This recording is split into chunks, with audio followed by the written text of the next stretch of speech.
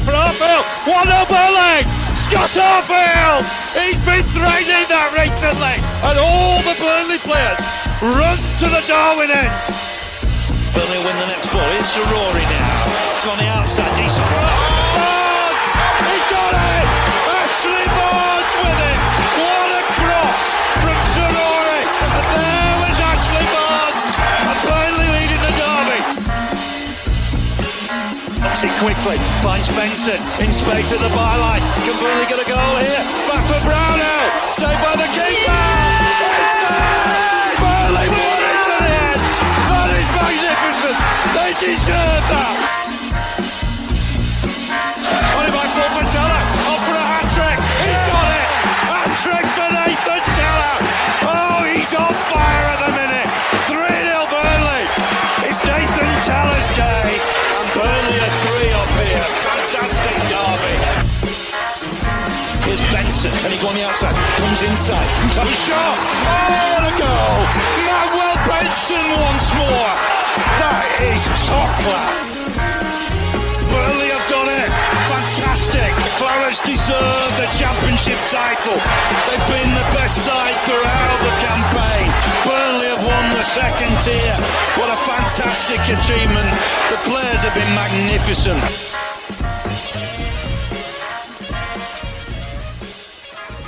Yes, hello everyone and welcome along to the latest instalment of the Turfcast podcast pre-game show with me, Joe Redman, ahead of this weekend's respite from the league, respite from the promotion chase, and hopefully some respite from these tedious, low-scoring football matches. Obviously, we saw against Reading that the FA Cup games can bring a few more goals. Fingers crossed for our sake this weekend.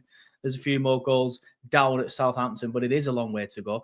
And as usual, obviously, on the pre-game show, we always bring in a fan of the opposition, and I'm pleased to introduce Glenn from the In That Number podcast. How you doing, mate? Oh, wrong podcast, mate. Total Saints. Is that the wrong podcast? Yes, mate, it is, mate. Sorry. That's the link I was given. Many apologies. In That Number is rubbish, everybody. Don't listen to that one. No, they're good. They're good lads, but yeah, that's just not me. I think what it is, I think because I've messaged whoever the lad was, I will message him first. He's then asked some acquaintances, and obviously that's where the confusion's come from. But sorry, mate, I do apologise. No worries. Yes, we always give a shout out towards the end. So that's the first thing. I've been doing this for 6 years, and that's the first time I've ever done that, I think. Well, it's the first time someone's pulled me up on it. Anyway, I might have said it wrong, and somebody's just gone, just leave it, Joe, just leave it. But anyway, mate, how you doing? Thanks for coming on the show.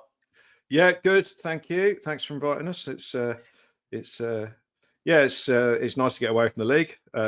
Us getting away from it is for slightly different reasons than you want to get away with it. But it's the FA Cup, and I'm, as you can see, of an age where the FA Cup was dead important when I was growing up. So I still look forward to these games, and it still holds a certain amount of magic for me. And hopefully we're looking for a bit of respite from the league and to get into the next round. Yeah, obviously you've touched on your league form there, and I don't want to go into it too much, but we have to talk about it, mate. I mean, how's your season been so far? I mean, I know the answer to that. It's been god awful, and I'm sure you guys have not enjoyed it at all. But a big win last time out against Ipswich, maybe the feelings changing a little bit down on the South Coast. I mean, the season has obviously been divided into two parts. We had Russell Martin as manager at the start of the season, and he kind of naively thought, echoes of Vincent Kompany, thought he could play exactly the same way in the Premier League as he did in the Championship with players who weren't good enough to do it. And whilst at the start of the season we weren't getting battered, we were giving away goals in every game, finding goals very difficult to come by ourselves. And he didn't really show any signs of adapting. And then gradually the performances got worse. And then we had an abysmal game against Tottenham when we were 5-0 down at halftime. Honestly, could have been 10. And it looked like the players had stopped running for him. Looks like they'd stopped believing. So that was the low, and he got sacked after that. We brought in Ivan Juric, Ivan Juric, to give him his correct pronunciation, and he's made things better. But at the end of the day, we lost the first 6 games under him. We're down. I mean, there's no illusions about that. We are down, and all we want from this season now, I think, is it's just a few good days, and be that, a win against Ipswich. I mean, we very nearly beat Man United a couple of weeks ago, and I was, ultimately we lost as usual. But it was one of those ones where you think if we'd hung on to that, then we at least would have had something to remember the season by, because a win at Old Trafford, no matter how bad they are, is always something to hang on to. But we didn't get that. Ipswich was, I think there was a feeling going into the Ipswich game that if we'd lost that, then would we get another point all season? I mean, Derby's record has of course been mentioned, 11 points. We got 9 now, so we should get past that. But I mean, Saints are in a situation where they've got to win like 3 games in a row at some point to even get in touch with the next team above us, let alone keep out of it, get near the the safety line. But I can see the 3 teams that came up last year, Leicester, Ipswich, and us, I think will all be at least 10 points adrift of the team that's 4th from bottom, and that's a talking point in itself. Obviously, the 3 that went down last year, and I think that's going to keep happening. And if we don't do worse than Derby's record this year, it's a matter of time before someone does, because the chasm is getting ever wider. Yeah, completely agree, and I'm glad you've touched on that, because Southampton fans will be a good sort of like fan base to talk about this. And every time I'm invited onto a different channel, or sometimes I'm lucky enough to be invited onto TalkSport or Radio 5 and things like that, and they always say to me, "Where do you want to be as a club?" Now, I agree the Championship is more entertaining, but it's more entertaining because you go there and you win games. Like I've seen Burnley, I think we've won 13, 14 times this season. I saw us win 5 times all season last season. We're getting spanked every single week. It's just not enjoyable. But obviously you want to dine at the top table, don't you? You want to be as good as you can be. Like, what's the point in just finishing 7th in the Championship every single year, in my opinion? I don't really see the point to it. So where do you stand with all that? Like, where do you want Southampton to be? Because it's difficult. You know what? It's weird because we were a well-established Premier League club when we got relegated the first time, but you were an even more established Premier League club when you guys got relegated. But now we see teams like yourselves and Leicester struggling, who obviously Leicester not long ago won the league, won the FA Cup. And we're wondering, where does that leave us if Southampton and Leicester are struggling as well? So where do you want to be as a Southampton fan? Like, what do you want your club to be, and how do you want them to break that mold? Because I do think, like you say, it's getting wider and wider, and I can't see how teams like us can stay up anymore. Yeah, and the way they've sort of like arranged the financial rules at the moment make it virtually impossible to come up and spend enough money. You've got to have a phenomenal hit rate with your recruitment. You might only be able to sign 3 or 4 players, but they've all got to be improving your first team. There's no point in signing squad players. That's one of the mistakes we made this year. Our recruitment in the summer, we obviously didn't have much money to spend, but we bought players who just weren't good enough to make the first team any better. And we've got a very big squad of very average players, and it's virtually impossible. But I mean, to answer your question, I mean, if you'd asked me 10 years ago, we were knocking on the door of being like the best of the rest. We were looking to finish 7th or 8th, qualify for Europe, and it changes so quickly. When we were in the Championship last year, obviously we got promoted, won a load of games, as you said. People were saying, "Oh, I'd rather stay in the Championship. This is much better." But it's okay if you're a good team in the Championship. Yeah. And once you get relegated, obviously you've got the parachute payments, so you can be a good team for a year, and then you're a slightly less good team the year after. And after that, you become Norwich, who've now been down for 3 seasons. And I know they're on the fringes of the promotion playoffs, but I remember watching Norwich last year thinking they're dreadful, compared to... Oh, so I'm not picking on Norwich particularly, but, well, I am, I guess. But, once teams come down, I mean, like Stoke, for example, in the Premier League. Yeah, Stoke's the example I always use. Yeah. And, it's... So you don't want to become like that, where you're looking at I remember looking at the Stoke lineup the other day thinking, I don't remember any of those players whatsoever. from Premier League days, and their best player is someone who wouldn't even get anywhere near a Premier League squad. So you don't want to be in the Championship for too long, but there's being down for 1 or 2 seasons, I think gives a bit of respite. But I mean, I think what Saints want to do now, I mean, we've got quite a painful example just up the road. I mean, they're not our biggest rivals by any means, but you look at Bournemouth with their 11,000 seater ground, who are kind of where we were 10 years ago. They're in that position, and they, partly through timing, they got promoted just before all the rules changed, spent a lot of money, survived that first season. And it's all about surviving that first season and then being able to kick on. And that's, the first season is becoming more and more difficult, as we've said. But, that's what Saints have got to aspire to be, is a mid-table Premier League club. That's what we've been the majority of my support in life. And you touched on Saints being established. I mean, I've been going over 50 years, and I think for about at least 40 years of that, we've been in the Premier League, or been in the top division. So it's a bit strange to not be in it, but it was coming for a while. We got relegated 2 years ago. It was coming for a while. Our squad was getting worse and worse, no investment. And then it eventually happened, turned it around last year. But I mean, I think when we inevitably do drop down, I think next year is going to be more difficult than last year was, from just from the fact that our squad won't be as good as it was 2 years ago.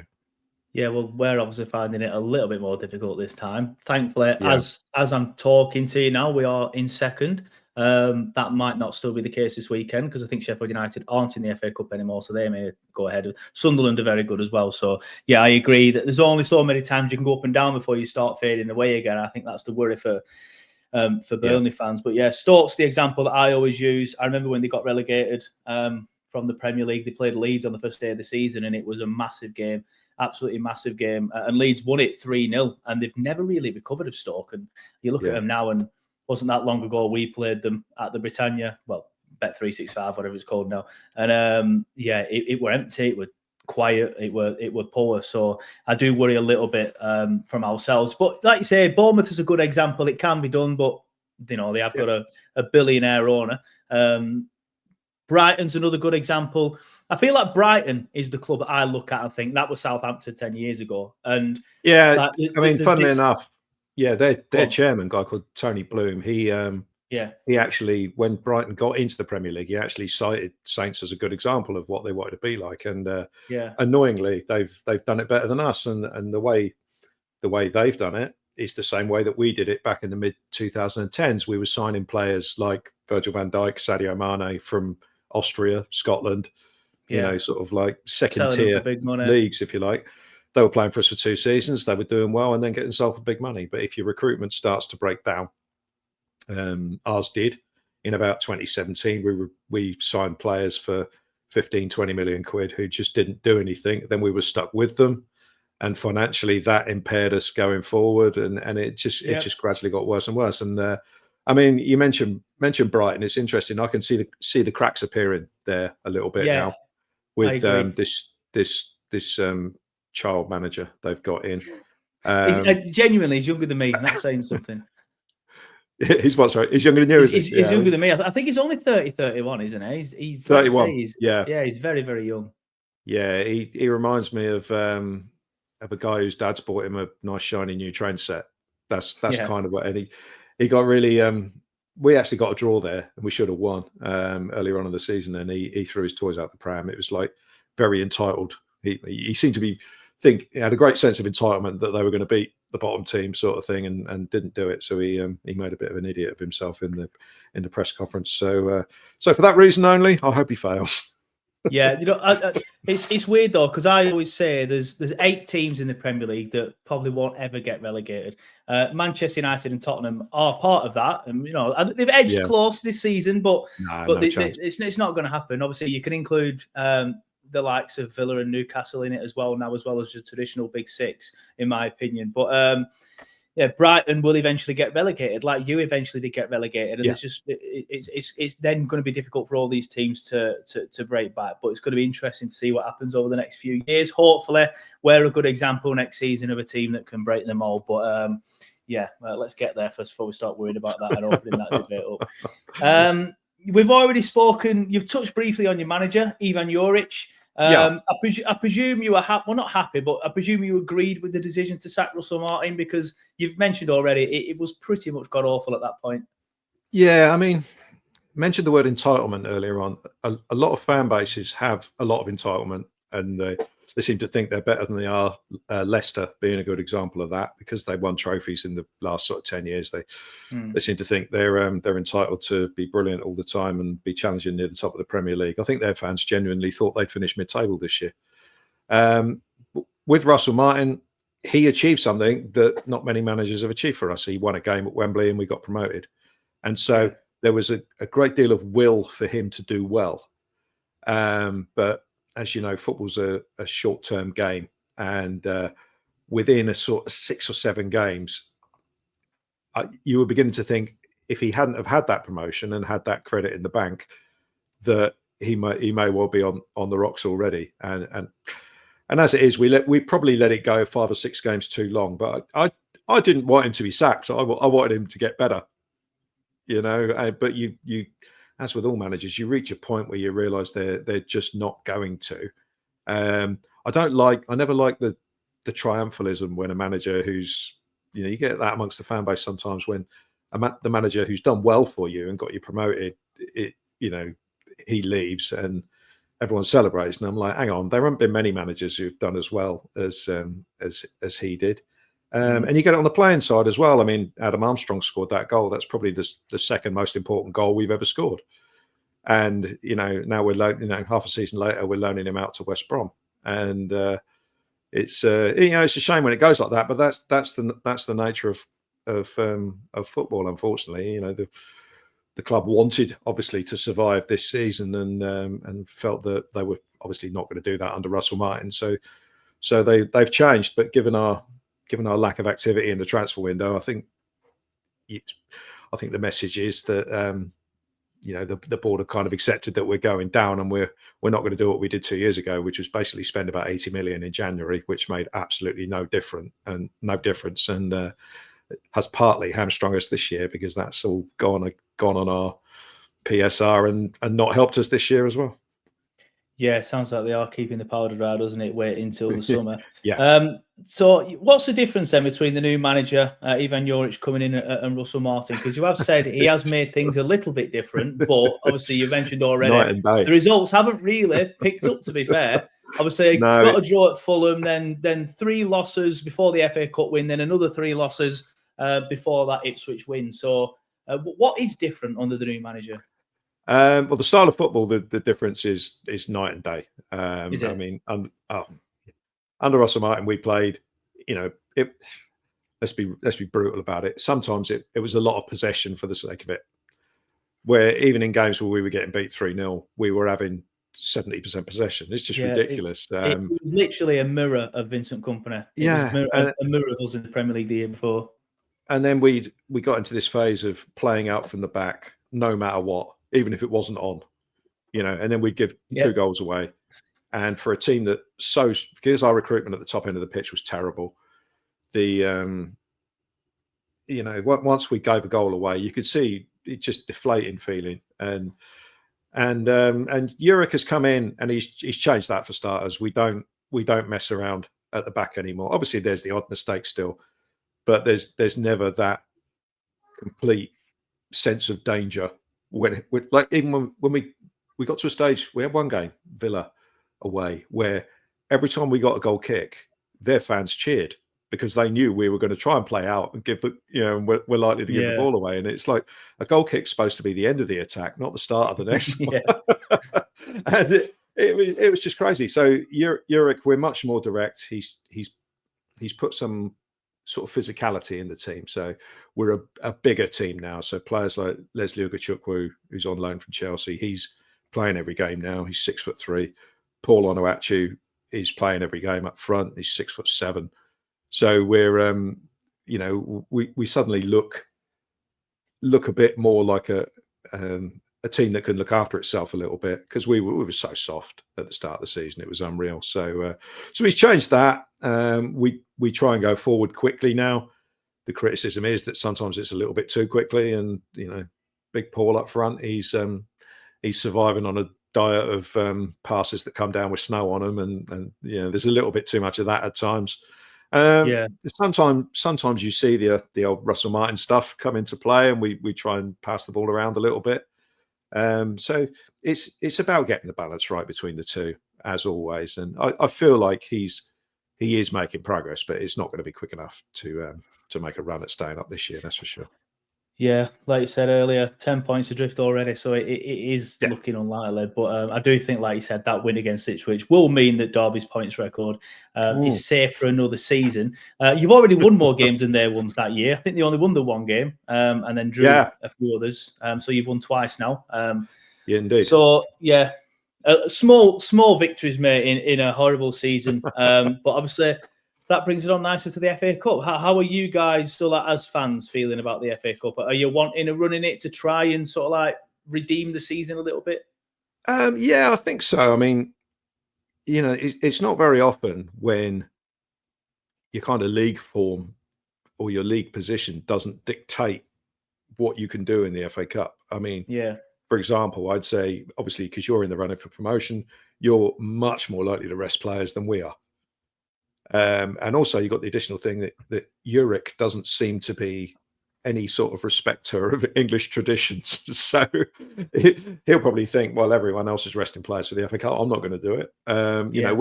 Our fixtures are Saturday, whereas I know you had a midweek game this week. You've got one next week. And so, out of the 3 games around it, the Saints game is going to be the least priority for Scott Parker, especially being the sort of risk-averse guy that he clearly is. I just can't see you putting any first-team players on the pitch unless you absolutely have to. So, I mean, there may be a few on the bench, I guess. It depends how big his squad is. But, I don't see Burnley putting out a full-strength team, whereas I think we will. I genuinely think we'll have maybe 1 or 2 changes through players being injured from the Ipswich game on Saturday. But other than that, I think we'll be at full strength. We were virtually in the last round at home to Swansea, and they were dreadful. Swansea were absolutely god awful, and we put the full strength team out. So I think we'll do the same on Saturday, to be honest. Yeah, that's interesting, because that was going to be my next question. So you've already answered it, but just to go back, we definitely 100% will be resting players. We made 11 changes for the game against Reading. Obviously, without disrespecting Reading, you can make 11 changes against a team like Reading and still hope to get through.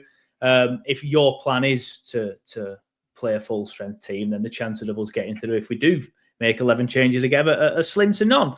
But it's a shame that we are that way, but I also kind of agree with it, because the promotion is the most important thing, obviously. But of course I would have liked to have seen us test ourselves against a Premier League team that's down there at the bottom, while we're up at the top of the Championship, ahead of, hopefully, next season, a Premier League campaign. But how do you guys think you can do in the FA Cup then? Is it all just the luck of the draw and hoping that if you do get past Burnley, you avoid the likes of City and Liverpool, for example? Yeah, I mean, if we play one of the big boys, one of the Super League teams, as I call them, because that's what defines them, the Super League teams, or a Newcastle or a Villa, and not so much Villa, but if we play like a Newcastle or Nottingham Forest, the way they're playing at the moment, we've got no chance. We're just not good enough this season, no matter what. So on the one hand, you could say, well, there's no point, because you're always going to get one of those teams somewhere along the way. But I feel like, if the league season started now and ran to the end of the season, I feel like we would possibly finish about 14th. I don't think we're going to be as bad as we have been from now to the end of the season. So there's a few teams, I think, in the Premier League that we could beat in a one-off game, especially if we get them at home. So it is all about the luck of the draw. And I mean, when the draw came out against you guys, I was obviously hoping to get someone from lower down the pyramid sort of thing. But then when I thought about it, as I said earlier, with Burnley being in with a shout for promotion. I mean, yeah, I don't think for a second it's going to be easy, but it's certainly not as difficult as it would have been had you been likely to put your first choice team out. Yeah, we do have a couple of injuries as well to important players like Josh Brownhill, but I don't think he'd have played anyway. To be honest, he didn't play in the game down at Reading. We will, I would imagine, see Marcus Edwards, who I think is a Premier League player in a Championship team. Obviously, we've just signed him. I would suspect we might see John Joe Shelvey. The likes of James Trafford and Maxime Esteve and CJ Egan-Riley, our most important players, will all be rested. So, So we have this brilliant defensive record, but you can probably forget about that brilliant defensive record for this weekend because we won't be playing the same players. No, it's and you won't be having a reunion with Maxwell Cornet because he was on loan with us at the start of the season from West Ham. We signed him on panic buy on deadline day, and he was going to be our left winger for the season, but he was absolutely god awful. He's any confidence that he had, from his Burnley days, totally gone. And he only played a couple of games. He looked absolutely bereft in both of them. And that was the most obvious decision of the January transfer window, was to send him back to West Ham. It's a weird one, that one. It's a shame. He was a good player, but only really in moments. Like, he'd have moments within games where he'd light the game up. You're like, wow, this lad is class, but he wouldn't do it enough. And he had a lot of injuries, and I think he's had a lot of injuries at West Ham as well. I think he had a very rare injury. I can't remember exactly what it was. So yeah, maybe that's ruined his confidence. Speaking of other familiar faces, Tella Harwood-Bellis, Burnley fans loved him in his championship title winning season here with us. Some of us a little bit disappointed we didn't bring him back, but obviously went back to the championship with you guys, had another promotion season, so I'm sure he had a brilliant 2 years, to be fair. How's he getting on in the Premier League? Because there were a few murmurings of Burnley fans saying he's probably not good enough for the Premier League, but a really good defender in the championship. Is that fair, or do you think he's good enough for the Prem? I think you've got to remember he's 22, is it? 21, 22. Centre backs don't really hit the stride until they're about 26. So he is young. I will forgive him quite a lot because he's obviously a very good player potentially.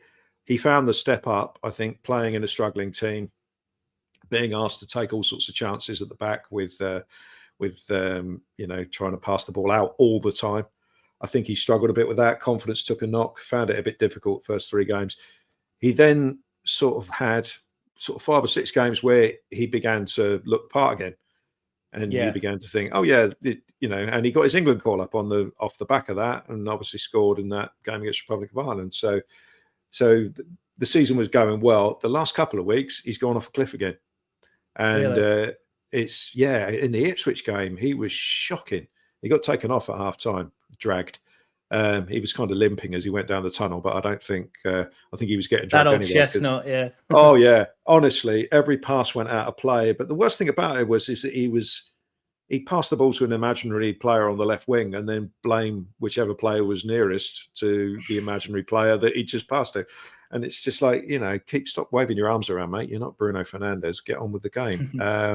So I don't know if he's never shown that sort of side of his game before. So hopefully it was just a bad day. But he is a very good player.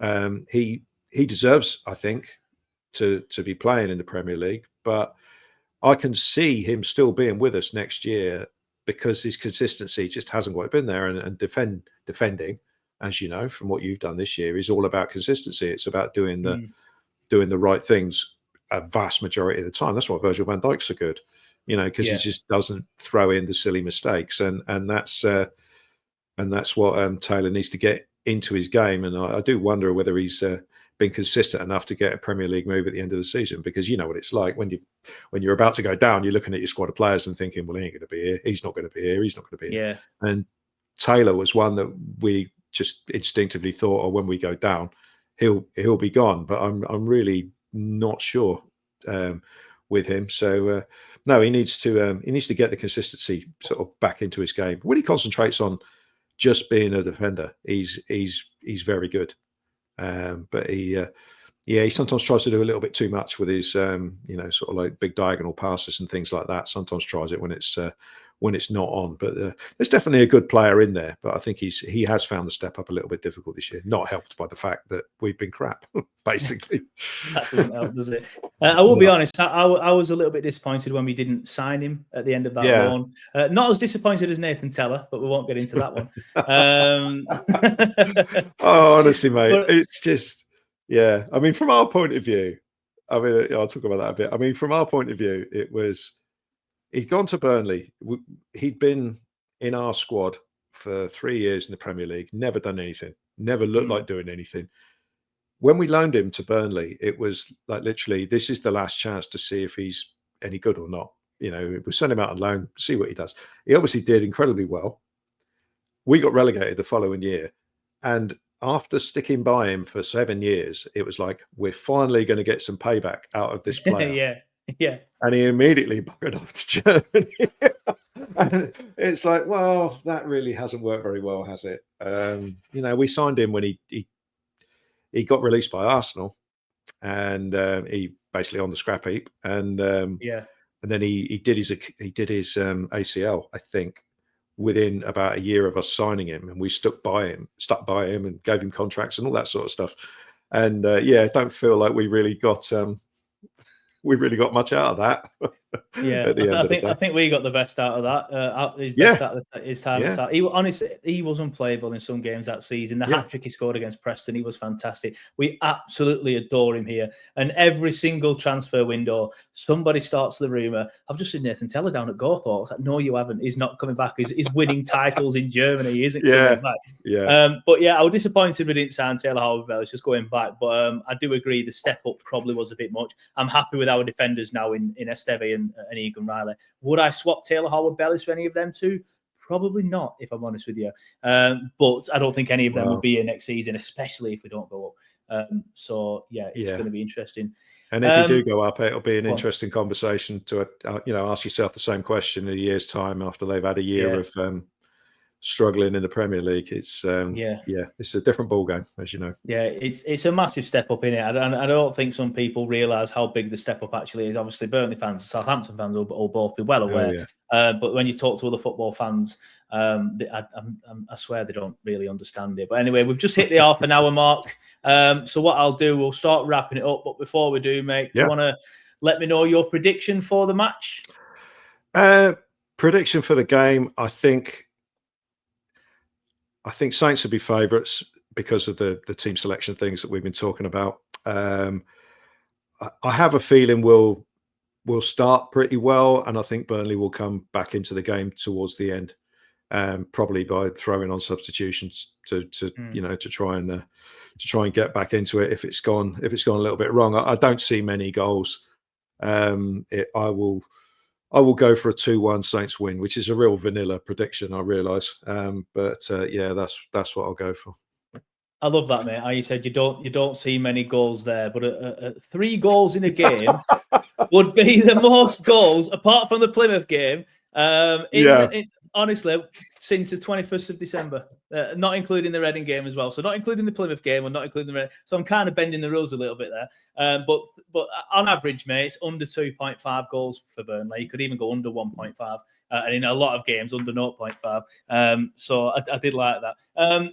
You know what? I was quietly, not confident, but quietly confident we'd give you a game. But now you've said you think you're going to put your best 11 out. I'm a little bit, maybe not then, because I know we're not going to put our best 11 out. We will make 10, 11 changes again. So on that basis, potentially a run-of-the-mill Southampton win, 2-0 to the Saints, something like that. It's going to be interesting, though. Maybe Edwards will come in and light it up. Maybe John Joe come in and light it up. I'm looking forward to seeing them too. So fingers crossed. But yeah, I'm going to go 2-0 Southampton. And I very rarely predict Burnley defeats. I just feel like if you're going full strength and we're mixing it up with new signings and our reserves, then I think you should beat us. I might be surprised. You know, he may rest a load of players, but given that he didn't in the last round and he just doesn't seem to even have that as part of his mindset, I just can't see it. So I think we'll have probably 9 or 10. And the players that will come in will be Kamaldeen Sulemala, Tyler Dibbling will probably come into the side. So it's going to be pretty strong, I think. Yeah, interesting. Well, it's going to be interesting to see how we get on. Fingers crossed, obviously, for a Clarets win. I'm sure you'll disagree with that one. But before we wrap it up and before we end the broadcast, do you want to let everybody know where they can find you and your podcast that is definitely not in that number? Definitely not in that number. Where they can digest some Saints content ahead or post match. Yeah, so podcast is called the Total Saints Podcast. It's got the tag of at Total Saints Pod. We're on YouTube. Got loads of subscribers on YouTube, which is nice. And we'll be talking about this game live on our YouTube channel on Sunday at 7 p.m. So we'll be talking about the Burnley game and whatever game we got next week, which I believe is a game against Champions League chasing Bournemouth. What a sentence that is.